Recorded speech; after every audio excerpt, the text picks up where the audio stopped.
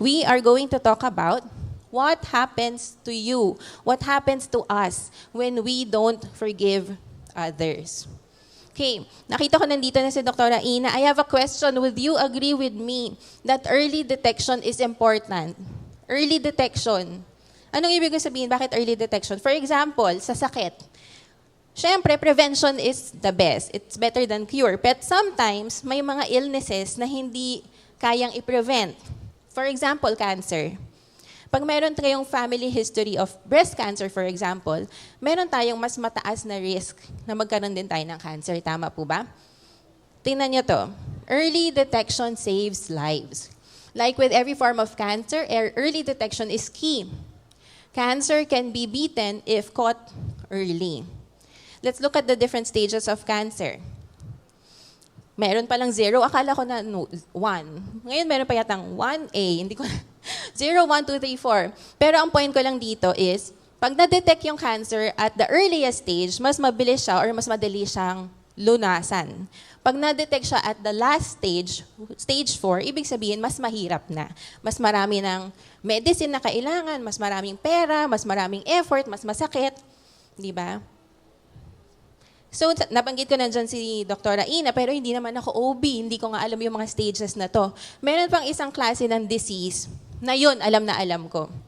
And that is dental caries or tooth decay. Ito, kaya ko talaga itong i-explain.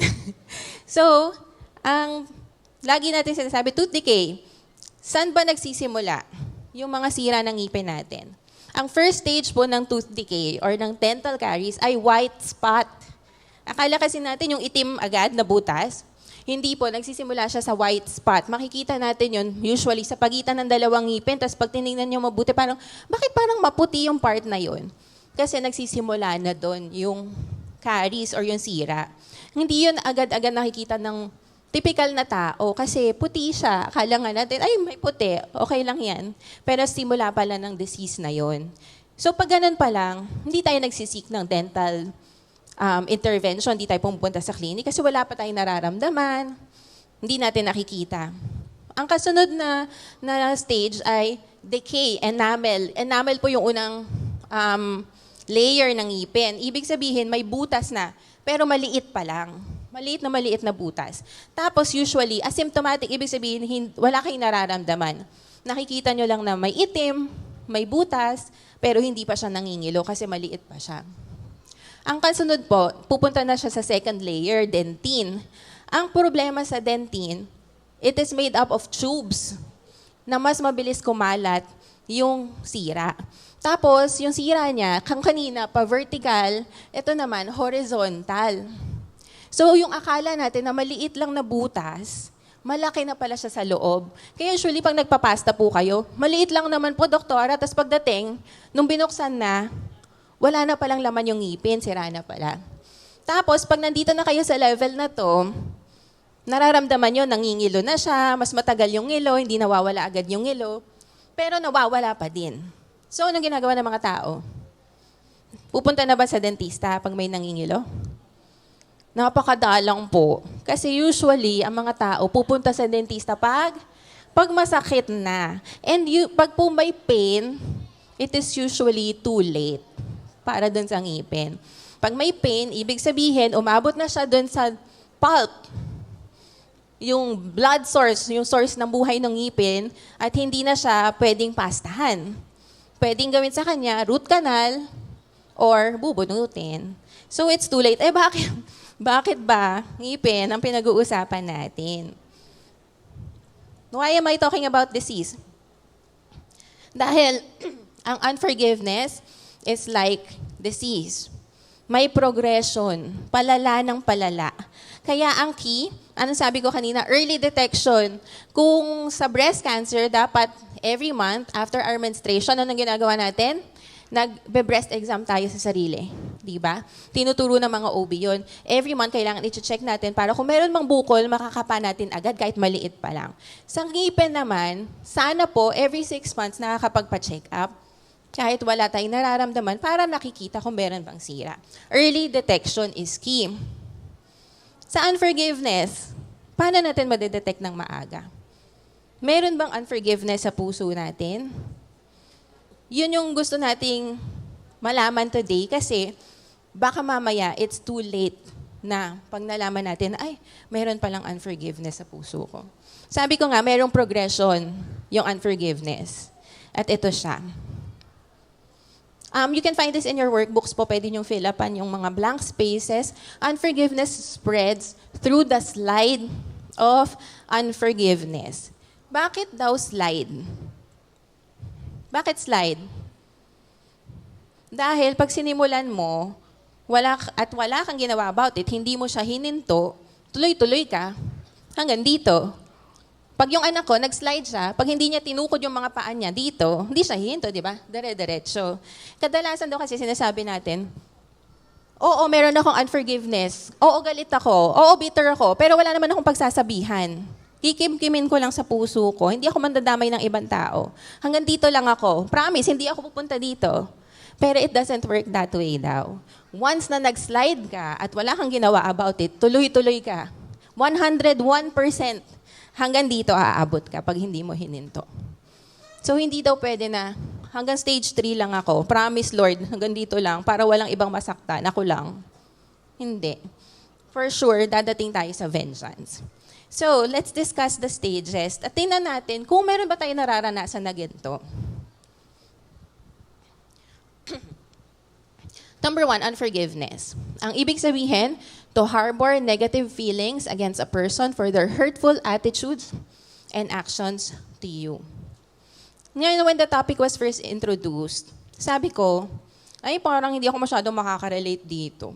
Wala naman kasi akong mga traumatic experiences. I'm very blessed na, very sheltered, loved ako nung lumalaki. Kung mayroon mga wounds, mga simple lang, mga ganyan. Tapos, pero hindi kasing lalim or kasing, kumbaga, seryoso nung katulad nung kay na Doktora Ace, kay Doktora Cherry. Kaya iniisip ko, ano kayong isi-share ko? Parang napakababaw naman ng mga experience ko. Wala naman ako unforgiveness sa puso, hindi yan applicable sa akin. Hindi ko naman sinasabi na, hindi kita mapapatawad, wala akong ganon. Wala akong sinasabihan ng ganon. Pero alam nyo ba na there are 2 ways to respond to offenses pala. Number 1 is, yun nga, you decide to never forgive. Hindi ko mapapatawad yung taong yan. Kahit buong buhay ko, hindi ko siya mapapatawad. That's unforgiveness also. Yun yung talagang outward, sinasabi mo talaga, hindi kita papatawarin. Pero number 2, alam nyo ba, this is also unforgiveness.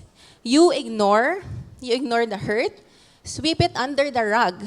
Try not to think about it and move on with your life. Marami bang gumagawa sa atin yan? We just move on. Oh, sige, nasaktan ako, pero hindi ko na lang iisipin, hindi ko na lang siya papansinin, hindi ko na lang, basta I will try na hindi na isipin yung ginawa sa akin. Masama ba yun? Bakit siya unforgiveness? Kasi, the unforgiveness is still in your heart. Hindi natin in-acknowledge yung hurt and hindi natin sinurrender kay God. So, nandun lang siya. Nasa loob lang ng puso natin. Kinikim-kim lang natin. Tapos, every time na merong mangyayari or may masasabi or may mababalitaan kayo, masasagi yung sugat na yun at masasaktan ulit kayo. So, kahit na tumahimik lang tayo, kahit na hindi na lang natin isipin, the unforgiveness is still in the heart. At ano sabi natin dun sa slide, once na nagsimula, kahit nasa unforgiveness pa lang kayo, ano mangyayari? Tutuloy-tuloy siya. At dediretso siya sa anger. Ano naman yung anger? To feel displeasure or hostility toward a person, ano yung mga nangyayari dyan? We lose our temper. Or minsan, kailangan kalmahin muna natin yung sarili natin. Dalawa din daw yung response dito or yung ginagawa natin. Number 1, yun, yung sumisigaw, nagdadabog, mainit ang ulo, that's outward expression of anger. Pero meron din na you try to calm yourself down. For example, ay nako, pupunta ako sa wow, alam ko nandun si Belle. Meron pang unforgiveness sa puso ko, tapos meron na ring anger. So iisipin ko na lang, nadali lang muna. Bago ako pumasok sa hall, hihinga muna ako malalim. Kasi baka pag makita ko siya kung anong masabi ko. Ibig sabihin kasi nun, may anger sa puso, di ba? The fact that you're trying to control your anger means you have anger in your heart. So, yun yung mahalaga. Kasi we're not just after the outward expressions. Maaaring tahimik tayo pero nasa loob pala ng puso natin. Katulad ng tooth decay, sa loob pala wala ng laman, sira na pala. So we need to detect. Ngayon, kung hindi pa rin tayo magfo-forgive, ito pala, ako personally, ganun ako eh. Hindi ako confrontational. Hindi ko sasabihin na, ayoko na sa'yo, hindi kita mapapatawad, mali yung ginawa mo. Hindi ako ganun. Hindi ako naninigaw, sa asawa ko lang. Pero, pag meron akong tao na ganun, ang nangyayari, napapanaginipan ko. Tapos galit na galit talaga ako sa panaginip ko. Pagising ko, galit na galit pa din ako, tapos biglang marila, panaginip lang pala. Ibig sabihin, nasa puso ko pa din siya, di ba? So, we fall down to the next stage. What's the next stage? Bitterness. Anong difference ng anger and bitterness? Yung bitterness daw is to be harsh, callous, and untrusting. You close your heart to the person, you're easily irritated, frustrated, you no longer trust the person, or you become withdrawn. So anong ginagawa natin? Binablock natin sila sa Facebook. Para di na natin makita yung mga posts nila. Sabi pa natin sa sarili natin, ayoko kasing matrigger. Unfriend ko na lang kaysa naman magalit pa ako.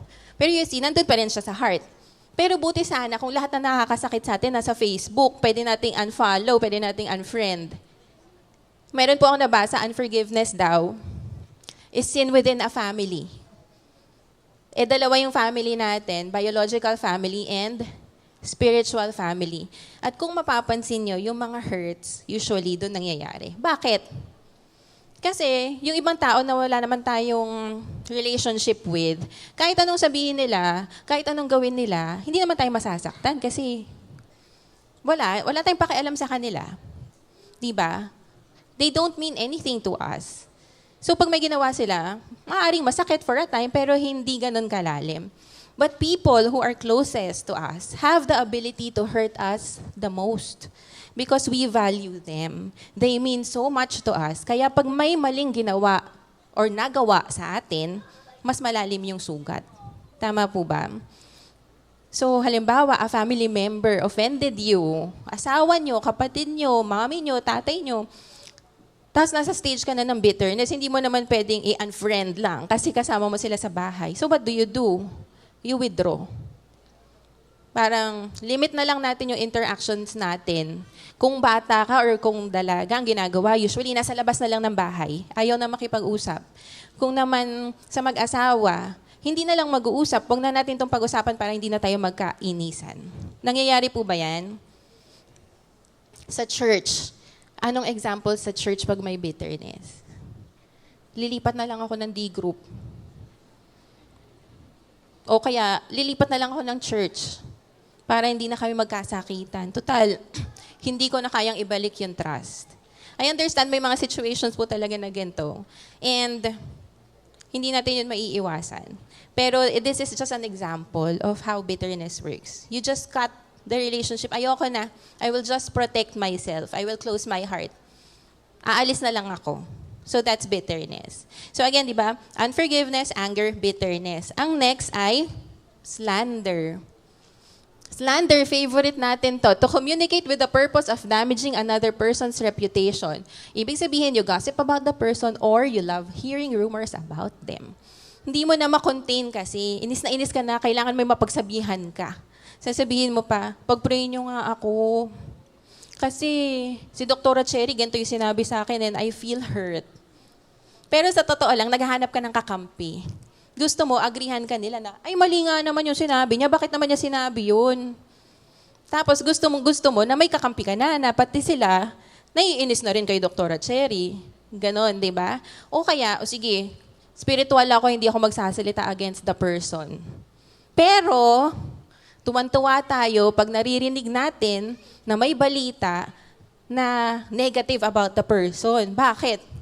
Kasi ibig sabihin, masama talaga yung ugali niya. Tingnan mo na, narinig ko, sabi niya, sinabihan din siya ng ganito, masakit talaga siya magsalita, hindi lang ako yung nasasaktan. Ibig sabihin, ako yung tama, siya yung mali. Kasi hindi lang ako yung nasaktan, pati yung iba. Kung walang apoy, walang usok, mga ganyan pa tayo, di ba? Gustong-gusto natin yun na na-validate na tama ako, mali siya. After nun, meron pang kasunod, after ng slander, we resent the person. Ano ibig sabihin ng resentment? To build up a case against the person, to keep track of all the mistakes, to fuel your unforgiveness. Nagiging historical na daw tayo. At ginajudge natin yung actions at motives ng mga tao. Lahat ngayon ng marinig mo against the person, tatandaan mo yan. Mayroon kang parang mental checklist. O, si ganito, na-offend na niya. Yung ganito, na-offend din niya. Para pag nagharap-harap kayo, meron kang bala. Sasabihin mo, hindi lang naman ako yung nagsabi. Pati yung kabilang D-group, sinabi yun. Diba? May mga ganun tayo. Resentment, nakalista. Pag naman halimbawa sa mga relationship within the family, nagiging historical. Last month, yan din ang ginawa mo sa akin eh. Nung nakaraang buwan, ganyan din ang sinabi mo. Resentment. Bumubuo tayo ng case or para ma-rationalize natin yung hurt at yung unforgiveness sa puso natin. Tama lang yung nararamdaman ko. Kasi ilang beses niya itong ginawa eh. Nililista natin lahat yan. Tapos, ang problema doon, lahat ngayon ng gawin o sabihin ng tao, may bahid na. Halimbawa, nag-post sa Facebook. Nag-post lang siya. For example, verse. Sabi niya doon sa verse be quick to listen and slow to be angry. Sabing ganyan. Feeling mo ngayon, pinaparinggan ka. Wala namang ibig sabihin yung tao. Talagang gusto lang. Nabasa niya sa YouVersion nung araw na yon. Pinost lang niya. Pero feeling mo pinaparinggan ka. So, dagdag na ulit yun dun sa hurt list mo. Ano pa? Bigla ngayon na umattend ng first worship. Usually naman second worship siya. Tapos feeling mo, ay nako, umattend lang yan kasi alam niya first worship ako. Gusto niya lang ipakita na bago yung sasakyan niya. Iniinggit lang niya ako. Mano naman, nagising lang talaga ng maaga o may lakad siya kaya first worship. Pero ganun na, lahat ng sabihin, lahat ng gawin, ang dating na sa'yo mali. At dahil parami ng parami yung iniisip mo na maling ginagawa ng tao, kahit hindi naman totoo, kahit vain imagination lang siya, you will now hate the person. Hate is to dislike intensely or passionately. Seeing them upsets you. You don't want anything to do with them. You avoid them. Thinking of them angers you. Napaka-strong word po ng hate, di ba? Ang naiisip ko dito, kumukulo yung dugo mo sa kanila. Yung tipong pag nakita mo pa lang sila, hindi mo na kayang kalmahin yung galit mo. Either susugurin mo na o mag-walk out ka. Yun na yung hate. And this leads to the next stage, which is vengeance. To desire to get even, to inflict harm, humiliation, to inflict punishment. You wish them evil, you don't want anything good to happen to them. Ito na yung sinasabi na, sana kunin na siya ni Lord. Sana mamatay na siya. Yun yung mga natin. Pero alam niyo po, not every form of vengeance is as harsh as this. For example, sa mag-asawa, dahil nag-away kayo kagabi, anong gagawin niyo kinabukasan? Hindi niyo ipagluluto ng almusal. Tapos hindi nyo paplansyahin yung uniform ng asawa nyo. Kasi gusto nyo mahirapan siya. Bahala ka sa buhay mo. Total, inaway mo ako kagabi. That's vengeance kasi you want to inflict harm para mahirapan siya. Tapos malilate siya. Wala siyang kakaining baon. Ano pa? Sa mga nagtatrabaho, kung malupit yung boss mo, anong gagawin mo? Mag-uuwi ka ng mga school supplies. Ang sasabihin natin sa sarili natin, dito man lang makabawi ako. Kahit paperclip, kahit bond paper, at least, dito man lang makabawi ako sa lahat ng mga kalupitan niya sa akin. Eto pa, sa mga magkakapatid, sa mga singles natin dyan, alam mo naman na may meeting yung kapatid mo ng 8 a.m. Pero 7:30 na nakita mo, tulog pa, hindi umano yung alarm, hindi nag-go off yung alarm niya. Pero dahil ininis ka niya kagabi, magkaaway kayo, sabi mo, bahala ka, hindi kita gigisingin. Bahala ka, mamiss mo yung meeting mo. See, hindi laging, sana mamatay ka na, sana may maaksidente ka. Hindi eh. Pero tayo mismo, we want to inflict harm. Gusto natin maging inconvenient para dun sa tao yung buhay niya. Kahit sa mga simpleng bagay. So, nagagawa po ba natin to? To cause harm to others. Ito yung slide natin of unforgiveness. Nung umpisa, di ba sabi ko po, wala akong maisip na example. Hindi talaga ako, napaka-forgiving ko. Kaya naman, binigyan ako ng example ni God, mainit-init pa, fresh na fresh. Sabi ko kasi, di ba, wala namang big events na nangyari sa buhay ko na kailangan ko na mag-forgive. Pero, eto nga na-realize ko, kaya pala siya 70 times 7, no? Hindi yung mga malalaking traumatic experiences lang yung kailangan nating i-forgive. Kasi in our day-to-day lives, we have to choose to forgive each other. Kaya kahapon, naiwan kami po ng mga bata sa bahay. Si Mitch, pinag-drive niya si Daddy papuntang Manila. Around 11 a.m., habang nagliligpit ako, dahil yung mga anak ko, kalat ng kalat, ligpit, luto, tumawag si Mitch. Hindi pa tapos tong message. Tapos sabi niya sa akin, tumawag ang lolo mo sa akin. Ang sabi ni lolo, dalin ko naman daw yung mga bata sa bahay niya at namimiss na niya. Since nasa Manila siya, ang sabi niya, gawan niyo na ng paraan ni Ma. Ayain mo si Ma, pumunta kayong Pulilan. Dalawin niyo sa lolo. Ang sabi ko sa kanya, hindi ko na yan masisingit ngayon kasi hindi pa ako tapos sa message. Ang dami ko pang kailangan gawin. Medyo nasa-stress na ako. Sabi ni Mitch, sige, sinabi ko lang. So, okay na. Balik na ako sa mga ginagawa ko. Around 1 p.m., tumawag ulit sila. Ngayon, si Daddy yung tumawag. Naka-loudspeaker, sabi ni Daddy, anak, eto si Mitch. Sabi ni Mitch, B, punta tayo kay Lolo. Andun si Daddy, naririnig ni Daddy. So, ano isasagot ko? Sige. Tapos binaba ko na yung phone. Sabi niya, mga around 2:30 nandyan na kami. Sige, okay. Tapos, sabi ko sa mga bata, I have to take a bath now. We're going to Lolo daw. Umakyat na ako. Pero, sa puso ko, ano nang meron? May unforgiveness na. Na-offend ako Sinabi ko na nga na hindi ko na kayang isingit Hindi ba niya alam na mahalaga para sa akin na makapag-prepare ako? Anong sasabihin ko bukas pag hindi ako nakapag-prepare? O di ako na naman mapupuyat mamaya mag-isa. Dahil hindi ko pa to tapos. Hindi ba niya iniisip? Mga ganyan. So, nasa unforgiveness.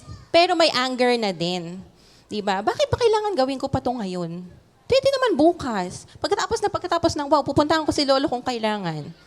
Pero hindi. Bakit ganun? Tapos bitterness. Ano yung bitterness? Mas mahalaga pa ba yung lambing ng lolo ko kaysa sa kailangan ko? Sinabi ko na nga na kailangan ko mag-prepare. So, yun na yung mga tumatakbo sa isip ko. Syempre, naligo ako. Habang naliligo ang mga babae, anong nangyayari? Naku po. Tumatakbo na lahat ng mga history at mga isip natin. Ano yung ginagawa ko habang nag-shower? Bitterness. Ito pa, may na-miss ako, slander. Nung bago ako maligo, ayos ko yung gamit ko, tinawagan ko si Mami. Ganito pa, Ma, pupunta daw kami kay Lolo. Sabi ni Mami, bakit? Nakapag-prepare ka na ba? Kaya nga tayo hindi lumuwas para makapag-prepare ka. Oo nga, sinabi ko naman nga na kailangan kong mag-prepare, pero nagdesisyon pa rin siya. Sabi ng Mami ko, ano ba naman yan?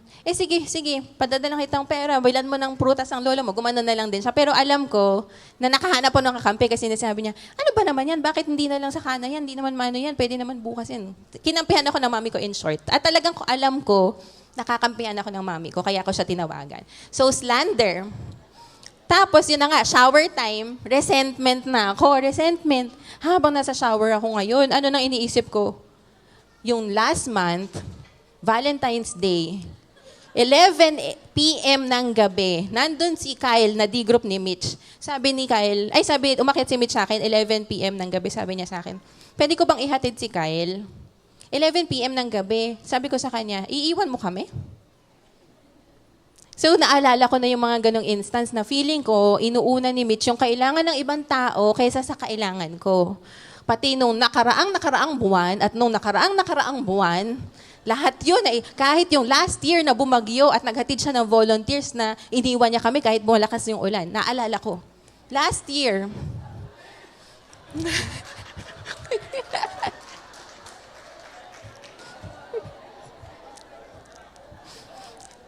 Don. Relax.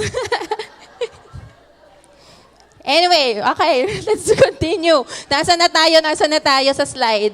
Nasa resentment. Ngayon, syempre, di ba kasama po niya si Daddy? Hinatid niya ngayon si Daddy doon sa bahay. Nandun si Mami.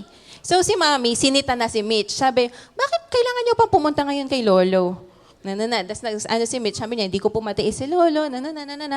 Tapos tumawag ngayon si Mitch sa akin, pagkatapos niya makausap si Ma, kasi sinita siya ni Ma, sabi niya sa akin, natatawa si Mitch nito nung sa telepono, sabi niya, ikaw ha, ang bilis mo magsumbong ha, sabi niya ganyan. Anong sabi ko? Kasi may hate na. Nagsabi ako, hindi ako nagsumbong. Actually, nakabis na nga kami ng mga anak mo, nandito na kami sa labas, iniintay ka na lang namin. Yun ang sagot ko. Vengeance, paano? Paano ako gumante? Sabi ni Mitch, talaga? O sige, andyan na ako, malapit na ako. I miss you. Sumagot ba ako? Hindi, binabaan kong telepono. Vengeance, di ba? You see, sabi ko nga, Lord, ang galing ng example ko, fresh na fresh. Kaya lahat ng makausap ko po kanina sabi, intayin niyo yung kwento ko mamaya. Sige. Ngayon, pumunta na kami kay Lolo. Punta na kami, tumuloy pa rin kami, tahimik lang ako, dala ko naman yung iPad ko, kunwari, nagbabasa ako. Tinutulungan pa ako ni Mitch. Nag-iisip kami ng examples kasi nga wala akong maisip na example. Binila niya kami ng merienda. Pero dahil nandun pa rin sa puso ko yung unforgiveness, pag uwi namin sa bahay, nung gabi na, nung na-trigger ako, meron lang siyang isang facial expression na lagi akong naiinis. World War III na. Kagabi, at around 6 o'clock yata, nagsimula na kaming magdiskusyon. Ay, nako. Diba, it was easier.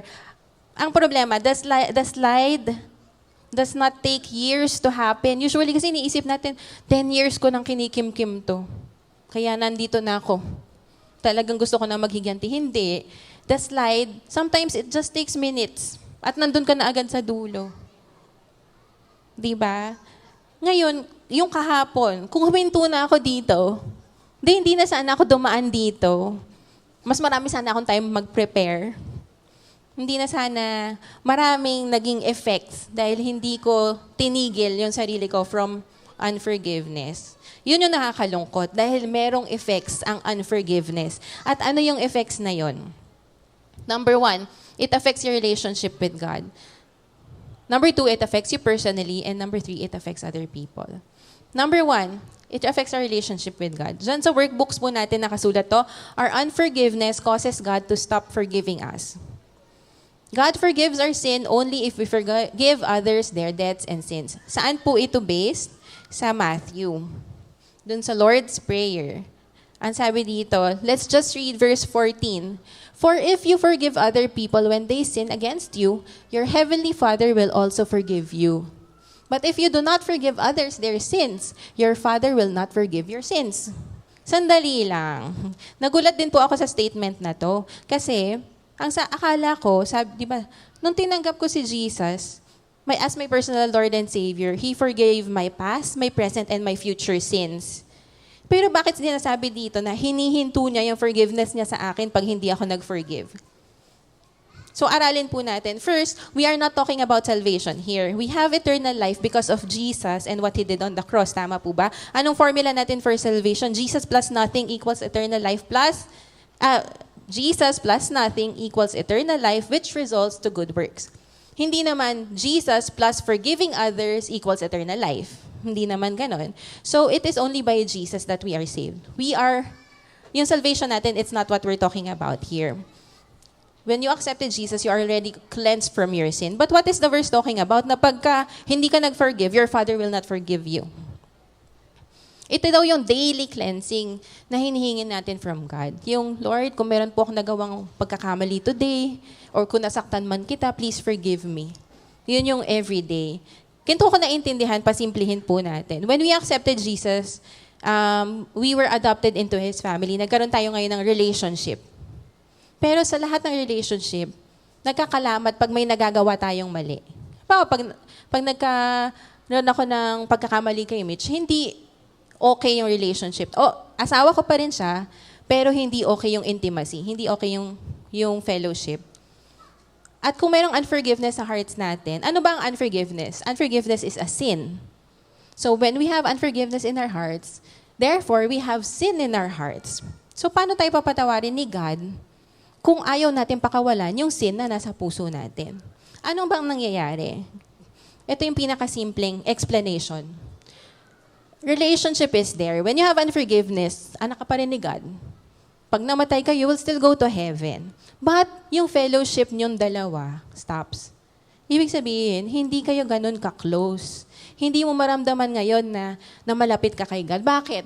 Anong nangyayari? Nagiging inconsistent yung quiet time mo. Walang desire to read the Word of God. Ayaw mo nang mag-D-group. Ayaw mo na rin mag-worship. Walang mga spiritual breakthroughs. Walang answered prayers. Walang personal experiences with God. Pag tinanong ka, how did you experience God? 10 years ago, yun yung mga kwento natin. Walang fruit of the Spirit. Pero in my case, katulad kagabi, very practical. Hindi ko mabuksan yung laptop ko to prepare and read God's Word. Alam ko kasi na may sin sa puso ko. Iniisip ko, paano ako magpe-pray? Lord, please help me sa preparation ko. Alam ko na inaaway ko yung asawa ko. 'Di ba? Hindi tayo makakalapit kay God when we know that we have sin in our hearts. Yun yung pinakasimple. It affects our relationship with God. Alam niyo ano sinasabi ko kay Mitch? Tawagan mo na si Ate Cherry. Hindi na ako magsispeak. Ngayon, pati yung mga pinapagawa ni God sa akin, hindi ko magawa because of unforgiveness. What else happens? It affects you personally. Ito po yung nasa workbook natin, tsaka parang review nung kay Dr. Ace. Unforgiven sins are the legal basis for our present life torment. And torment may affect you physically, spiritually, mentally, financially, and emotionally. What else? Torment increases in intensity due to the increasing number of unforgiven sins. And torment from unforgiveness does not cease by prayer, good works, ministry, or medicine. Meron pong verse that really describes the torment because of unforgiveness or because of sin. Ito yung si David sa Psalms 32 verse 1 to 5. When I kept silent, my bones grew old through my groaning all the day long. For day and night your hand was heavy upon me, and my vitality or my strength was turned into the drought of summer. I acknowledged my sin to you, my iniquity I have not hidden. I will confess my transgressions to the Lord, and you forgave the iniquity of my sin. So ito lang yung sinasabi ni David, whenever I keep sin in my heart, nararamdaman niya yun physically. When there is unforgiveness in our heart, something happens to our physical bodies, pati sa emotions natin, sa whole being natin. Si mami ko, all in all, around 13 surgeries ang ginawa sa kanya para sa isang sakit or pain na nararamdaman niya sa tiyan niya na hindi makita yung source. 13 surgeries. Balik-balik. Kabisado ko po ang St. Luke's noon kung saan ako bibili ng pagkain kasi lagi kami nandun. Pero laging hindi makita yung source ng sakit niya. Yun din yung time na magulo yung marriage nila ni Dad. And right after, God allowed her to experience forgiveness. And in turn, natuto sila to forgive each other. Nawala yung pain without medicine, without any further surgery. So kung meron po tayong chronic na pain na nararamdaman, maybe we should ask ourselves, meron bang unforgiveness sa puso ko? Kasi it's in the Bible, it really affects us physically. Ako na naman, very practical. Dahil sa unforgiveness, anger, bitterness, lahat-lahat na sa puso ko kagabi. Una, hindi ko magawa yung preparation ko. Hindi ko magawa to. Pangalawa, hindi ko maasikaso na maayos yung mga anak ko. Kasi nagmumukmuk ako doon. Hindi ako makatulog ng maaga. Feeling ko ang lungkot-lungkot ko. Feeling kawawa. Samantalang nung isang araw lang, habang nagdadrive kami ni Mitch pa uwi, sabi ko pa sa kanya, babe, I'm so happy na ikaw naging asawa ko. I'm so happy with our life together. I'm so blessed with you. I love serving God with you. Yan. May joy sa puso ko. Yun yung mga sinasabi ko sa kanya. Kagabi, alam niyo po ba kung ano yung mga sinasabi ko? Sabi ko kagabi, bakit ko ba kasi kailangan gawin to? Bakit yung ibang tao hindi naman ganito? Bakit hindi ba pwedeng maging normal na tao na lang ako katulad ng mga iba na nag-worship lang tapos uuwi na? Bakit ba ganito buhay natin? Bakit ba ako na lang lagi? Bakit pag ikaw tinutulungan kita, pag ako di mo ako tulungan? Puro na lang ako. Wala na akong nagawa na para sa sarili ko. Yan, yung mga ganyan. It was really poison na hindi ko talaga maintindihan. 2 days ago lang, kilig na kilig pa ako sa asawa ko na, thank you, honey, for building a life that I love. Ngayon, bakit ganito buhay natin? Nilalason ng puso at isipan ko. I knew in my head, alam ko naman, I don't want to be anywhere else but here. I am at the center of God's will. Alam ko na kailangan ko siyang i-obey no matter what. Sabi ko pa na I will be selfless every chance I get. Pero dahil yung puso ko may puot, sabi ko pa, puro na lang papagpaparaya. Paano naman yung mga gusto ko? In fairness to my husband, alam niyo, ginawa naman niya yung best niya. Na tanggalin ako doon sa slide. Talagang sinuyo-suyo ako, pinagluto ako, pinagplansya ako ng damit, siya nagplansya ng damit ko, nilambing ako, lahat. Pero at 2 a.m., after na medyo okay naman na kami, sabi ko, sige na, matulog ka na. Yung puso ko mabigat pa din, 2 a.m. Yung asawa ko nasaan? Tulog. Pero after he did everything that he could, ginawa naman niya, in fairness to him, yun nga, sabi ko, hindi yan namamalansya ng damit, pero pinagplansya na ako ng damit. Mahimbing yung tulog niya. Bakit? Kasi harboring unforgiveness is like drinking poison and hoping your enemy will die. Galit na galit kasi ko. At dahil ikaw gumawa nito, dahil ikaw yung nagsimula nito, hindi pwede na ako lang, dapat pati ikaw magdusa. Pero, yun yung gusto ko. Yun yung gusto kong mangyari. Kaya ako hina-harbor yung unforgiveness. Hindi ko pwede itong pakawalan. Kailangan maintindihan mo kung ano yung ginagawa nung ginawa mo sa akin. Pero anong nangyari? Ako, puyat, siya tulog. Kasi, unforgiveness does not harm the other person, it harms us. Tayo yung nalalason. Tayo yung naapektahan. Tayo nahihirapan. Tapos sasabihin natin, at least ako lang ang nahihirapan. At least hindi ako nandadamay ng ibang tao. But wait, there's more. It affects other people also. Kagabi, sino yung mga naapektuhan? Unang-una may husband. He does his best every time. Lahat po ginagawa niya para pasayain ako. Lagi nakikita ko naman yun at mahal na mahal niya ako. Dad, mahal na mahal ako ng asawa ko. Pero dahil dun sa puot na nararamdaman ko, ang dami kong sinabing masasakit na salita sa kanya, out of anger, na hindi ko na yun mababawi. To the point na parang nakikita ko si Mitch na parang feeling niya wala na siyang ginawang tama. Kasi out of anger, lahat sinabi na natin, di ba? Yung kinimkim mo at tiniis mo ng isang buwan, nilabas mo din ng isang bagsak. Ano pa? My children. They were there also last night. Hindi ko sila naasikaso. Although kami ni Mitch, hindi naman kami nagsisigawan, pero alam nila na nagdidiskusyon kami. So every time, nasa loob kami ng kwarto, sila nasa playroom or naglalaro lang, sisilip yan si Ethan, sasabihin niya, is it done? Are you okay now? Sasabihin ni daddy niya, almost. Pero kagabi naririnig ko si Ana, hindi ko alam saan nila ito nakuha. Sabi ni Ana, Kuya, I don't want them to break up. Sabi ni Ethan, what do you mean, break up? Sabi ni Ana, you know, when couples fight, sometimes they break up. Sabi ni Ethan, you're so silly. They're married. They're not gonna break up. Pero, may takot sa puso ng anak ko. What if they break up? Pero kanina umaga, syempre, bumabawi na ako sa anak ko kanina. Sabi ko, honey, you know naman that if mommy and daddy has discussions, we just talk about it and we resolve it and we love each other more after that. Sabi ni Ethan, what if you get a divorce? Pinagtatanggol ako kagabi pero kanina binagsak. Sabi ko, divorce is not allowed, honey. The Bible does not allow divorce. Anyway, in-explain ko sa kanila. Pero ang point ko dun is that they are very observant. At kahit hindi nila pinapakita, it affects them. At ang ano ko na lang is, every time na alam nila, nararamdaman kasi nila kahit hindi nila outwardly nakikita na nag-aaway kami, nararamdaman nila na there's something. So, every time na ganun, nung gabi, nung pinapatulog na ni Mitch, nag-apologize siya. I'm really sorry guys for making mommy cry. It's just like this, na. And will you please forgive me? Tapos ine-explain ulit namin sa kanila, it's just a simple misunderstanding. We love each other. We love God. Because of God, we forgive each other. Mga ganyan.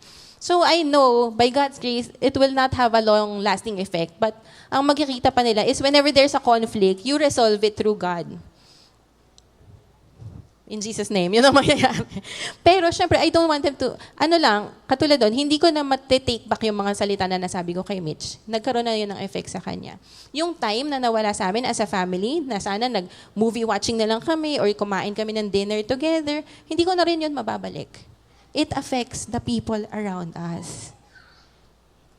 Pero sometimes we forget din na hindi lang ganun kasimple yung effects eh. Katulad po dito sa verse, ang sabi sa Exodus 25, I, the Lord your God, am a jealous God, visiting the iniquity of the fathers upon the children to the third and fourth generations of those who hate me. Alam niyo po ba na kung wala man kayong maipamamanang pera, pwede niyo ipamana ang unforgiveness sa mga anak niyo. Ang ano ko po, ang daddy at mommy ko, mahal na mahal ko yung mga yan. Kaya, every time, dahil ang calling nila is to serve God through the leadership of the church, ang dami nilang mga na-encounter na iba't ibang klase ng tao, iba't ibang klaseng ugali, at hindi natin maiiwasan na may mga hurts in the ministry or in any other relationship. Maraming beses na yun, may mga makakwento or may mga mababalitaan ako na sinabi ng ibang tao against my parents at alam ko na hindi totoo. Anong mangyayari? Si daddy ko po, kalma lang yan. Kilala niyo naman si pastor, chill lang, kaya siya yung pastor. Hindi siya magre-react. Tahimik lang siya. Pero ako, galit na galit ako. Gusto kong, sino ba yan, Dad? Hindi ba natin yan pwedeng sabihin kay Pastor Peter? Bakit naman ganyan? May karapatan ba siyang magganyan? Ganon ako. At hanggang ngayon, to this day, may mga tao na markado sa isip at puso ko dahil sa mga sinabi nila kay Daddy at kay Mommy 10 years ago. Ayoko na silang makita, ayoko na silang makausap, hindi ko na sila tatawag. Never mind. Yun na yan. Basta ang point is, hanggang ngayon, markado sila sa puso ko. Ano nangyari? Okay. Pero to this, eto na lang. To this, ngayon, very careful na si Daddy sa mga kwento niya. May mga times makikita namin na tahimik siya at alam kong merong nangyari or merong sitwasyon, pero ayaw niyang ikwento. Tapos kahit kulitin ko siya, hindi siya magbabanggit ng kahit ano. Ang madalas kinukwentuhan na lang niya si Mitch. Si Mitch naman kinukwento sa akin, hindi. Hindi naman. Pero ganun, very careful na siya kasi alam niya kung paano ako magre-react. Na ipapasa. Actually, siya naman, hindi siya unforgiving. Tinatry niya. Lagi niya sinasabi sa akin, kung may katotohanan yung sinasabi ng ibang tao about you, you improve. You improve on that. Pero kung hindi totoo, what do? You shut up and let God. Si God ang bahala sa kanila, anak. Yun yung lagi niya sinasabi. Pero, unforgiveness can be passed on to your children. Kaya kayo, okay na kayo nung kumare mo, yung anak mo, galit na galit pa din dun sa kumare mo. Ma, bakit ka ba nakikipagkita pa dyan? Di mo ba naaalala na pinagchismisan ka nila dati? Yung mga ganon, di ba? Kaya po, naano nyo ba sa mga teleserye? Kahit sa totoong buhay, may mga angkan na magkagalit. Tapos yung mga nakaapu-apuhan, hindi na nila alam kung ano yung pinagsimulan ng away. Basta magkaaway yung mga Robles at mga Cruz. Forever na yan. Hindi pwedeng hindi. Hindi pwedeng maging mag-asawa. Yung alam niyo yan. Namamana kasi ang unforgiveness. So we have to be careful. We have to let go of unforgiveness so it doesn't affect other people. So what have we learned today? The slide of unforgiveness. Offense pa lang, we choose to forgive. Sabi ko kanina, early detection. Once, lagi naman sinasabi, offense will come. So pagising mo pa lang sa umaga, sabihin na natin, Lord, I know that there might be a chance that I will be hurt today. But ngayon pa lang, I surrender the hurt to you. I know that I am just forgiven. Ganon din naman ako, I'm also sinful. And that I will choose to forgive. And we forgive so that we don't experience the consequences. Ito yung consequences natin, di ba? Our fellowship with God will be affected. And He will not allow you to harbor sin in your heart. So anong gagawin niya? He will allow consequences. May consequences physically, emotionally, and sadly, may collateral damage. The people around us, nasasaktan din. So, when offenses come, the choice is ours. Do we forgive or not? Kadalasan kasi, ayaw natin magpatawad. Bakit? Kasi feeling natin, may nawala sa akin eh. At pag pinatawad ko yung taong to, may mawawala pa sa akin. Ano pa yung sinasabi natin? Respeto na lang sa sarili ang meron ako. Hindi ko yun pwedeng pakawalan. Ano pa? Hindi ko hahayangang apak-apakan ako kasi mawawala ang pagkatao ko. Malaki ang mawawala sa pagkatao ko. Ganun ba? What we don't realize is that we are losing a lot more when we don't forgive kesa yung magpatawad tayo. Let's look at our last slide before we pray. Unforgiveness chains us to the past, poisons the present, and keeps us from what the Lord has in store for us in the future. hindi ka makawala-wala doon sa nakaraan na masakit. Binabalik-balikan mo yun at every time naaalala mo, nasasaktan ka ulit. Dahil doon, hindi mo ma-enjoy kung ano yung meron ka ngayon. And ano pang mas masama, mas malala doon, it hinders, unforgiveness, hinders God's work in our lives. Ang dami na palang blessings na nakalaan para sa atin, pero hindi natin na-experience kasi we chose unforgiveness. Gusto ko pa sana gamitin ni God sa mas malalaking bagay, ma-reach ang mas maraming tao for Him. Pero you chose unforgiveness. Malayo na sana ang pinagdalan sa atin ni God. Pero dahil ayaw natin mag-forgive, parang stuck. Hindi tayo makausad. Again, today, I am reminding everybody, unforgiveness is like poison to us. And the choice is ours. Are we going to choose to forgive? Let's pray. Heavenly Father, we thank you for this time.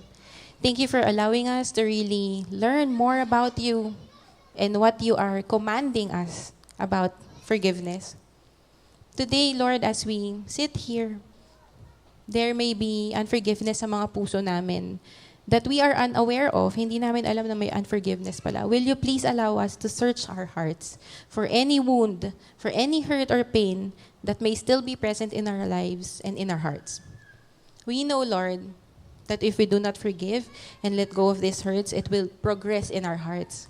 At ayaw namin na maranasan yung mga effects ng unforgiveness sa buhay namin. So please, Lord, allow us to respond properly to the offenses and learn to forgive.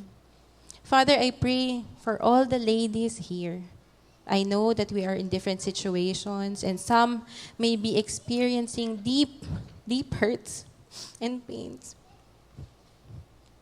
And I know it feels like it's impossible to let go of your hurts. And Lord, I pray that you touch them. Sabi mo, Lord, you are close to the brokenhearted. So no matter what was done to us, no matter how painful, Lord, alam namin na we can let go because we know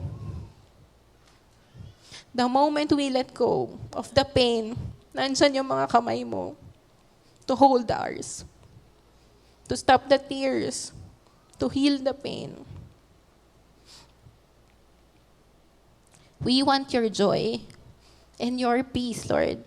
We want your presence in our lives. We thank you for your forgiveness and love that allows us to forgive and love others as well. I thank you, Lord, for this time. Thank you for the learnings. Thank you for the experience. Allow us to discuss more of how you want us to practically apply this lesson in our lives today. In Jesus' name we pray. Amen and amen. Ito po yung ating mga discussion questions. It's very simple. Ano yung natutunan natin today sa session natin today?